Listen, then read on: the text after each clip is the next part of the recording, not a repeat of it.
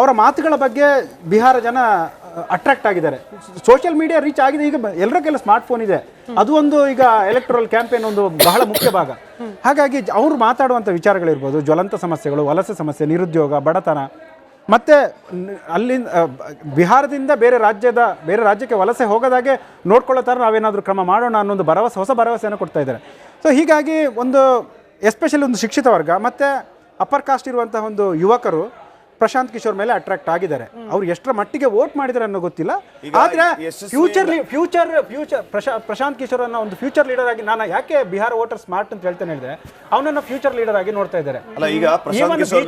Support ಮಾಡುವಂತ ಹುಡುಗರು ಕೂಡ ಪ್ರಶಾಂತ್ ಕಿಶೋರ್ ಅನ್ನ ಸಪೋರ್ಟ್ ಮಾಡ್ತಾರೆ. ಆದ್ರೆ ನಮಗೆ ಡೆಲ್ಲಿಯಲ್ಲಿ ನರೇಂದ್ರ ಮೋದಿ ಅವರು ಸೇಫ್ ಆಗಿರ್ಬೇಕು. ಹಾಗಾಗಿ ಈ ಬಾರಿ ನಾವು ಜೆಡಿಯು ಕ್ಯಾಂಡಿಡೇಟ್. ಈಗ ಯಶಸ್ವಿ ನಾಯಕರ ಹಿಂದೆ ಪ್ರಶಾಂತ್ ಕಿಶೋರ್ ಅವ್ರ ಸ್ಟ್ರಾಟಜಿ ಇದೆ, ಯಶಸ್ವಿ ಪಾರ್ಟಿಗಳ ಹಿಂದೆ ಪ್ರಶಾಂತ್ ಕಿಶೋರ್ ಅವ್ರ ಸ್ಟ್ರಾಟಜಿ ಇದೆ. ಬಿಹಾರ ಜನರ ನಾಡಿ ಮಿಡಿತ ಅವರಿಗೆ ಅರ್ಥ ಆಗ್ಲಿಲ್ವಾ ಅಥವಾ ಇನ್ನೂ ಕಾಲ ಪಕ್ವಾಗಿಲ್ವಾ ಅಂತ? ಇನ್ನೂ ಟೈಮ್ ಬೇಕು. ಯಾಕೆ ಹೇಳಿದ್ರೆ ನೋಡಿ, ಬಿಜೆಪಿ ಅನ್ನೋದು ಒಂದು ಸ್ಟ್ರಾಂಗ್ ಕೇಡರ್ ಮತ್ತು ಸಂಘಟನೆ ಇರುವಂಥ ಪಕ್ಷ. RSSನ ಬ್ಯಾಕಿಂಗ್ ಇದೆ ಅವರಿಗೆ. JDUಗೆ ಅದರದ್ದೇ ಆದ ಕೇಡರ್ ಇದೆ. ಅದು ಎಷ್ಟು ವರ್ಷದಿಂದ ಇರುವಂಥ ಪಕ್ಷ, 1900 ಹಿಂದೆ ಜಾರ್ಜ್ ಫರ್ನಾಂಡಿಸ್ ಅವರು ಕಟ್ಟಿದಂಥ ಪಕ್ಷ. ಸಮತಾ ಪಾರ್ಟಿಗೆ JDU ಆಗಿದೆ. ಮತ್ತೆ ಅದಕ್ಕೊಂದು ಸ್ಟ್ರಾಂಗ್ ಬ್ಯಾಕಿಂಗ್ ಇದೆ. ಈವನ್ RJD ಕೂಡ ಲಾಲು ಪ್ರಸಾದ್ ಅವರು ಅಂತ ನಾಯಕರು ಹುಟ್ಟು ಹಾಕಿದಂಥ ಪಕ್ಷ. ಅವರಿಗೆಲ್ಲ ಒಂದು ಕೇಡರ್ ಇದೆ, ಒಂದು ಜನವರ್ಗ ಇದೆ, ಒಂದು ಅವರಿಗೆ ಕಾಸ್ಟ್ ಫಾಲೋವಿಂಗ್ ಇದೆ. ಪ್ರಶಾಂತ್ ಕಿಶೋರ್ಗೆ ಇದು ಯಾವುದು ಸಪೋರ್ಟ್ ಇರಲಿಲ್ಲ. ಅವರು ಹೊಸದಾಗಿ ಬಿಹಾರದ ಒಂದು ಜಾತಿ ರಾಜಕಾರಣ ಬಹಳ ಜೀವಾಳ ಆಗಿರುವಂಥ ಒಂದು ಕ್ಷೇತ್ರಕ್ಕೆ ಪಕ್ಷ ಕಟ್ಟಲಿಕ್ಕೆ ಇಳಿದವರು. ಡೆಲ್ಲಿ ಮಾದರಿಯ ಪಾಲಿಟಿಕ್ಸ್, ಆಮ್ ಆದ್ಮಿ ಪಕ್ಷ ಮಾದರಿಯ ಪಾಲಿಟಿಕ್ಸ್ ಬಿಹಾರದಲ್ಲಿ ವರ್ಕೌಟ್ ಆಗುತ್ತಾ? ಯಾಕಂದ್ರೆ ಪ್ರಶಾಂತ್ ಕಿಶೋರ್ ಬಹುಶಃ ಆ ಪಾಲಿಟಿಕ್ಸ್ ಈ ಎಲೆಕ್ಷನ್ ಅಲ್ಲಿ ವರ್ಕೌಟ್ ಆಗದೇ ಇದ್ರೂ ಕೂಡ ಒಂದು ಗ್ರೌಂಡ್ ಅನ್ನು ಅವರು ಕ್ರಿಯೇಟ್ ಮಾಡಿದ್ದಾರೆ. ಅವರ ಬಗ್ಗೆ ಯಾರು ಕೂಡ ನೆಗೆಟಿವ್ ಆಗಿ ಮಾತಾಡಿಲ್ಲ. ಈವನ್ ನರೇಂದ್ರ ಮೋದಿ ಮತ್ತೆ ಅಮಿತ್ ಶಾ ಅವರ ಬಗ್ಗೆ ಏನಾದರೂ ಮಾತಾಡಿಲ್ಲ. ತೇಜಸ್ವಿ ಯಾದವ್ಗೆ ನಿಮ್ಮ ಮೇಲೆ ಇಷ್ಟೆಲ್ಲ ಭ್ರಷ್ಟಾಚಾರದ ಆರೋಪ ಮಾಡ್ತಾ ಇದ್ದಾರೆ, ನೀವು ಯಾಕೆ ಮಾತಾಡ್ತಿರಲ್ಲ ಹೇಳಿದ್ರೆ ಅವರು ಅದರ ಬಗ್ಗೆ ಮಾತಾಡಲಿಲ್ಲ. ಸಾಮ್ರಾಟ್ ಚೌಧರಿಯನ್ನ ಹೀನಮಾನವಾಗಿ ಭ್ರಷ್ಟಾಚಾರ ಮತ್ತೆ ಏನ್ 3%, 4%, 5% ವೋಟ್ ಇದೆಯಲ್ಲ, ಅವೆಲ್ಲ NDA ವೋಟ್ಗಳು. ಅದು ಅನುಮಾನ ಇದೆ. ನಾನು ಅದನ್ನ ಬಹುಶಃ ರವೀಂದ್ರ ರೇಷ್ಮೆ ಸರ್, ಇವಾಗ ಪ್ರಶಾಂತ್ ಕಿಶೋರ್ ಅನ್ನೋ ಫ್ಯಾಕ್ಟರ್ ಒಂದ್ ಕಡೆ RJD JDU ಎರಡಕ್ಕೂ ಕೂಡ ಸ್ವಲ್ಪ ಎಫೆಕ್ಟ್ ಆಗಬಹುದು ಅನ್ನೋ ಲೆಕ್ಕಾಚಾರ ಆಯ್ತು. ಯಾಕಂದ್ರೆ ಪ್ರಶಾಂತ್ ಕಿಶೋರ್ ಅವರು ಫೋಕಸ್ ಮಾಡ್ತಾ ಇರೋದು ಈ ಮಿಡಲ್ ಕ್ಲಾಸ್ ಹಾಗೆ ಅಪ್ಪರ್ ಕಾಸ್ಟ್ ಅನ್ನೋದು. ಅದು ಬಹುಶಃ directly indirectly JDU vote bank. ಮತ್ತೊಂದು ಕಡೆಯಲ್ಲಿ ಯೂತ್ ಅಂದ್ರೆ ಯುವ ಸಮುದಾಯ, ಅದು RJD. ನೋಡಿ, 2012 ಪ್ರಶಾಂತ್ ಕಿಶೋರ್ ಯುನಿಸೆಫ್ ಜೊತೆ ಕೆಲಸ ಮಾಡ್ತಾ ಇದ್ರು, ವಿಶ್ವಸಂಸ್ಥೆಯ ಒಂದು ಸಂಘಟನೆ ಜೊತೆ ಕೆಲಸ ಮಾಡ್ತಾ ಇದ್ರು. ನರೇಂದ್ರ ಮೋದಿ ಅವರು ಗುಜರಾತ್ ಮುಖ್ಯಮಂತ್ರಿ ಆಗಿದ್ರು. ಇವ್ರದ್ದೊಂದು ಯಾವುದೋ ಒಂದು ಇದಕ್ಕೆ ಚೈಲ್ಡ್ ನ್ಯೂಟ್ರಿಷನ್ಗೆ ಸಂಬಂಧಪಟ್ಟಂತೆ, ಪೌಷ್ಟಿಕ ಆಹಾರಕ್ಕೆ ಸಂಬಂಧಪಟ್ಟಂತೆ ಒಂದು ಪೇಪರ್ ಪಬ್ಲಿಷ್ ಆಗಿತ್ತಂತೆ. ಅದನ್ನೆಲ್ಲ ವೆಬ್ಸೈಟ್ನಲ್ಲಿ ನೋಡ್ಬಿಟ್ಟು ಮೋದಿಯವರು ನೀವು ಗುಜರಾತಿಗೆ ಬಂದಾಗ ಒಂದ್ಸರಿ ನಂಗೆ ಭೇಟಿ ಮಾಡಿ ಅಂತ ಹೇಳಿದ್ರು. ಅವ್ರು ಗುಜರಾತಿಂದ ಆವಾಗ ಮೋದಿ ಅವರು ಭೇಟಿ ಮಾಡಿದ್ರು. ಮುಂದೆ ಮೋದಿಯವರು ಅವ್ರನ್ನ ಯುನಿಸೆಫ್ ಕೆಲಸ ಬಿಟ್ಬಿಟ್ಟು ತಮ್ಮ ಸಲಹೆಗಾರನಾಗಿ ಇಟ್ಕೊಂಡ್ರು. ಆಗ 2014 ಮೋದಿ ಅವ್ರದ್ದು ಚಾಯ್ ಪೆ ಚರ್ಚಾ ಇತ್ಯಾದ ಮೇಲೆ ಸಬ್ಕಾ ಸಾಥ್ ಸಬ್ಕಾ ವಿಕಾಸ್ ಈ ಥರದ ಚುನಾವಣಾ ತಂತ್ರಗಾರಿಕೆಯಲ್ಲಿ ಪ್ರಶಾಂತ್ ಕಿಶೋರ್ ಮೊದಲು ಸಲಹೆಗಾರರಾಗಿದ್ದ ಮೋದಿ ಅವ್ರಿಗೆ.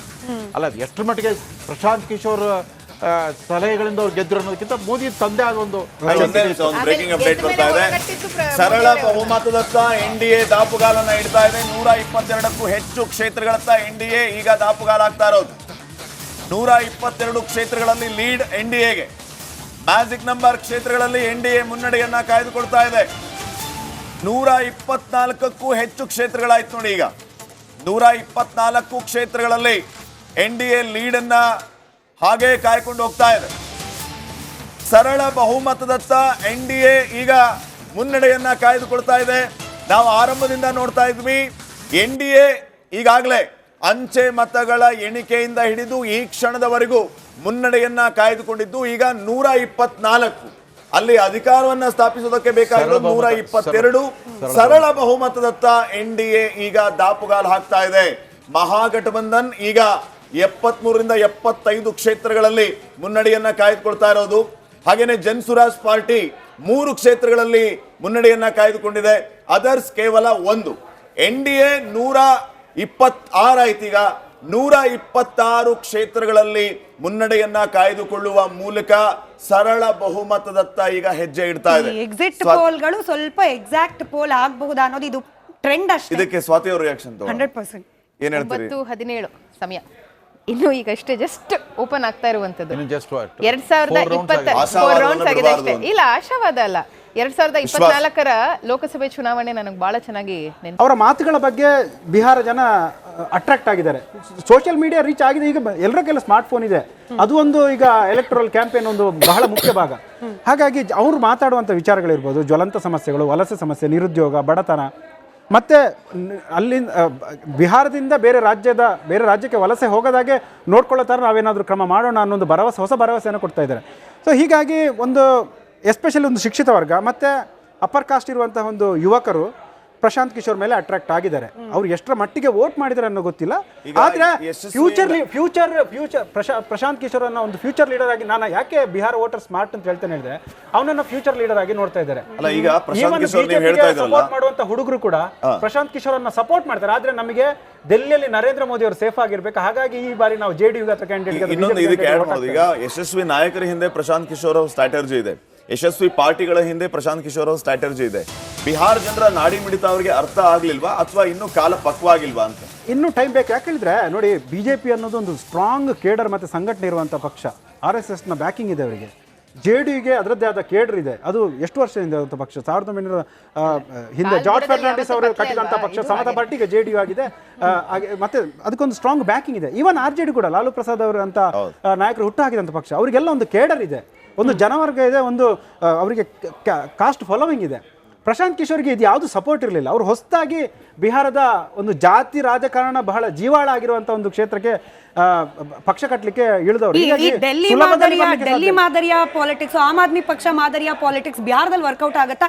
ಯಾಕಂದ್ರೆ ಪ್ರಶಾಂತ್ ಕಿಶೋರ್ ಬಹುಶಃ ಆ ಪಾಲಿಟಿಕ್ಸ್ ಈ ಎಲೆಕ್ಷನ್ ಅಲ್ಲಿ ವರ್ಕೌಟ್ ಆಗದೇ ಇದ್ರು ಕೂಡ ಒಂದು ಗ್ರೌಂಡ್ ಅನ್ನು ಅವ್ರು ಕ್ರಿಯೇಟ್ ಮಾಡಿದ್ದಾರೆ. ಅವರ ಬಗ್ಗೆ ಯಾರು ಕೂಡ ನೆಗೆಟಿವ್ ಆಗಿ ಮಾತಾಡಿಲ್ಲ. ಈವನ್ ನರೇಂದ್ರ ಮೋದಿ ಮತ್ತೆ ಅಮಿತ್ ಶಾ ಅವರ ಬಗ್ಗೆ ಏನಾದ್ರು ಮಾತಾಡಿಲ್ಲ. ತೇಜಸ್ವಿ ಯಾದವ್ಗೆ ನಿಮ್ಮ ಮೇಲೆ ಇಷ್ಟೆಲ್ಲ ಭ್ರಷ್ಟಾಚಾರದ ಆರೋಪ ಮಾಡ್ತಾ ಇದ್ದಾರೆ, ನೀವು ಯಾಕೆ ಮಾತಾಡ್ತಿರಲ್ಲ ಹೇಳಿದ್ರೆ ಅವರು ಅದರ ಬಗ್ಗೆ ಮಾತಾಡಲಿಲ್ಲ. ಸಾಮ್ರಾಟ್ ಚೌಧರಿಯನ್ನ ಹೀನಮಾನವಾಗಿ ಭ್ರಷ್ಟಾಚಾರ ಮತ್ತೆ ಏನ್ 3%, 4%, 5% ವೋಟ್ ಇದೆಯಲ್ಲ, ಅವೆಲ್ಲ NDA ವೋಟ್ಗಳು. ಅದು ಅನುಮಾನ ಇದೆ. ನಾನು ಅದನ್ನ ಬಹುಶಃ ರವೀಂದ್ರ ರೇಷ್ಮೆ ಸರ್, ಇವಾಗ ಪ್ರಶಾಂತ್ ಕಿಶೋರ್ ಅನ್ನೋ ಫ್ಯಾಕ್ಟರ್ ಒಂದ್ ಕಡೆ RJD JDU ಎರಡಕ್ಕೂ ಕೂಡ ಸ್ವಲ್ಪ ಎಫೆಕ್ಟ್ ಆಗಬಹುದು ಅನ್ನೋ ಲೆಕ್ಕಾಚಾರ ಆಯ್ತು. ಯಾಕಂದ್ರೆ ಪ್ರಶಾಂತ್ ಕಿಶೋರ್ ಅವರು ಫೋಕಸ್ ಮಾಡ್ತಾ ಇರೋದು ಈ ಮಿಡಲ್ ಕ್ಲಾಸ್ ಹಾಗೆ ಅಪ್ಪರ್ ಕಾಸ್ಟ್ ಅನ್ನೋದು. ಅದು ಬಹುಶಃ directly indirectly JDU vote bank. ಮತ್ತೊಂದ್ ಕಡೆಯಲ್ಲಿ ಯೂತ್ ಅಂದ್ರೆ ಯುವ ಸಮುದಾಯ, ಅದು RJD. ನೋಡಿ, 2012ವರೆಗೂ ಪ್ರಶಾಂತ್ ಕಿಶೋರ್ ಯುನಿಸೆಫ್ ಜೊತೆ ಕೆಲಸ ಮಾಡ್ತಾ ಇದ್ರು, ವಿಶ್ವಸಂಸ್ಥೆಯ ಒಂದು ಸಂಘಟನೆ ಜೊತೆ ಕೆಲಸ ಮಾಡ್ತಾ ಇದ್ರು. ನರೇಂದ್ರ ಮೋದಿ ಅವರು ಗುಜರಾತ್ ಮುಖ್ಯಮಂತ್ರಿ ಆಗಿದ್ರು. ಇವ್ರದ್ದೊಂದು ಯಾವುದೋ ಒಂದು ಇದಕ್ಕೆ ಚೈಲ್ಡ್ ನ್ಯೂಟ್ರಿಷನ್ಗೆ ಸಂಬಂಧಪಟ್ಟಂತೆ, ಪೌಷ್ಟಿಕ ಆಹಾರಕ್ಕೆ ಸಂಬಂಧಪಟ್ಟಂತೆ ಒಂದು ಪೇಪರ್ ಪಬ್ಲಿಷ್ ಆಗಿತ್ತಂತೆ. ಅದನ್ನೆಲ್ಲ ವೆಬ್ಸೈಟಲ್ಲಿ ನೋಡ್ಬಿಟ್ಟು ಮೋದಿಯವರು ನೀವು ಗುಜರಾತಿಗೆ ಬಂದಾಗ ಒಂದ್ಸರಿ ನಂಗೆ ಭೇಟಿ ಮಾಡಿ ಅಂತ ಹೇಳಿದ್ರು. ಅವ್ರು ಗುಜರಾತಿಂದ ಆವಾಗ ಮೋದಿ ಅವರು ಭೇಟಿ ಮಾಡಿದ್ರು. ಮುಂದೆ ಮೋದಿಯವರು ಅವ್ರನ್ನ ಯುನಿಸೆಫ್ ಕೆಲಸ ಬಿಟ್ಬಿಟ್ಟು ತಮ್ಮ ಸಲಹೆಗಾರನಾಗಿ ಇಟ್ಕೊಂಡ್ರು. ಆಗ 2014ರ ಮೋದಿ ಅವ್ರದ್ದು ಚಾಯ್ ಪೆ ಚರ್ಚಾ ಇತ್ಯಾದ ಮೇಲೆ ಸಬ್ಕಾ ಸಾಥ್ ಸಬ್ಕಾ ವಿಕಾಸ್ ಈ ಥರದ ಚುನಾವಣಾ ತಂತ್ರಗಾರಿಕೆಯಲ್ಲಿ ಪ್ರಶಾಂತ್ ಕಿಶೋರ್ ಮೊದಲು ಸಲಹೆಗಾರರಾಗಿದ್ದ ಮೋದಿ ಅವ್ರಿಗೆ. ಅಲ್ಲ, ಎಷ್ಟರ ಮಟ್ಟಿಗೆ ಪ್ರಶಾಂತ್ ಕಿಶೋರ್ ಸಲಹೆಗಳಿಂದ ಅವ್ರು ಗೆದ್ರು ಅನ್ನೋದಕ್ಕಿಂತ ಮೋದಿ ತಂದೆ ಆದ ಒಂದು ಬ್ರೇಕಿಂಗ್ ಅಪ್ಡೇಟ್ ಬರ್ತಾ ಇದೆ. ಸರಳ ಬಹುಮತದತ್ತ NDA ದಾಪುಗಾಲನ್ನ ಇಡ್ತಾ ಇದೆ. 122ಕ್ಕೂ ಹೆಚ್ಚು ಕ್ಷೇತ್ರಗಳತ್ತ NDA ಈಗ ದಾಪುಗಾಲಾಗ್ತಾ ಇರೋದು.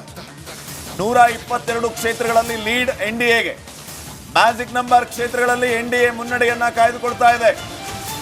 124ಕ್ಕೂ ಹೆಚ್ಚು ಕ್ಷೇತ್ರಗಳಾಯ್ತು ನೋಡಿ. ಈಗ 124 ಕ್ಷೇತ್ರಗಳಲ್ಲಿ NDA ಲೀಡನ್ನ ಹಾಗೆ ಕಾಯ್ಕೊಂಡು ಹೋಗ್ತಾ ಇದೆ.